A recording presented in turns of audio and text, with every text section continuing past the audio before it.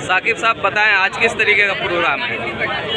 आज यहाँ पे हम लोग राजीव राय जी जो इंडिया गठबंधन के प्रत्याशी हैं, उनके केंद्रीय चुनावी कार्यालय का उद्घाटन समारोह, जिसके मुख्य अतिथि आदरणीय श्री रामपुरी चौधरी जी हैं, उनके कर कमलों द्वारा होना निश्चित है। उसी के उपलक्ष्य में ये भीड़ है, उसी के उपलक्ष्य में यहाँ सभी लोग। क्या लगता है कि इस बार घोसी पार्लियामेंट में जो इंडिया और एनडीए के बनाम जो मुकाबला हो रहा है, कितना आसान या कितना मुश्किल लग रहा है? देखिए, जो इस बार का चुनाव है वो बहुत ही हर चुनाव से अलग है।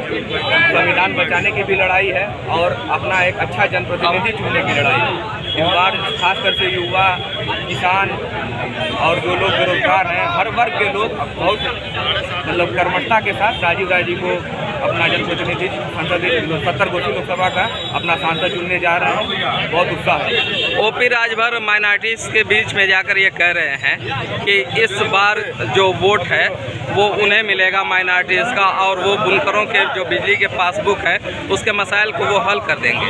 ये तो जनता तय करेगी और वोट देने वाले तय करेंगे, लेकिन जो माहौल है, जो ग्राउंड पे रिपोर्ट है, उसके हिसाब से राजीव राय जी का पलड़ा बहुत भारी है। और हम सब इस उम्मीद के साथ फील्ड में भी रहते हैं, आप लोगों से मिल भी रहे हैं, बहुत उत्साह मिल रहा है, बहुत पॉजिटिव रिपोर्ट, बहुत अच्छा है। क्या लग रहा है कि सत्ता परिवर्तन हो जाएगा? बिल्कुल होगा और होना भी चाहिए।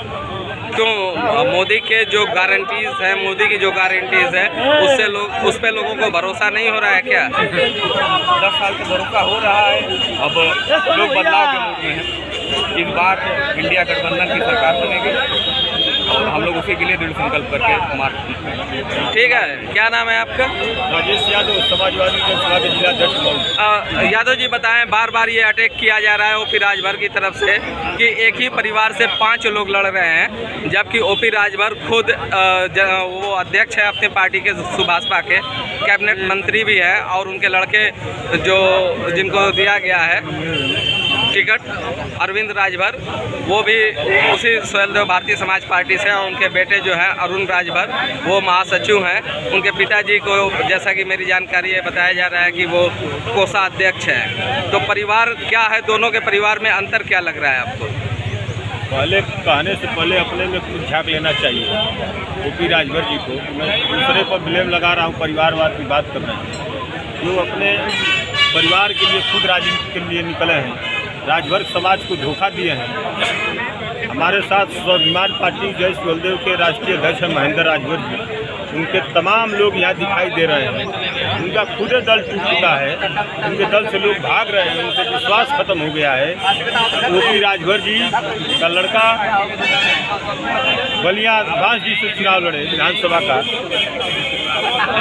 बनारस शिवपुर से लड़े, उसके बाद घोसी से उनकी हैट्रिक हार होने जा रही है। तय है 1 लाख से हमारे प्रत्याशी राजू राय चुनाव जीतेंगे। मतलब ये आज की भीड़ देखकर काफ़ी उत्साहित हैं कि राजू राय जीत रहे हैं।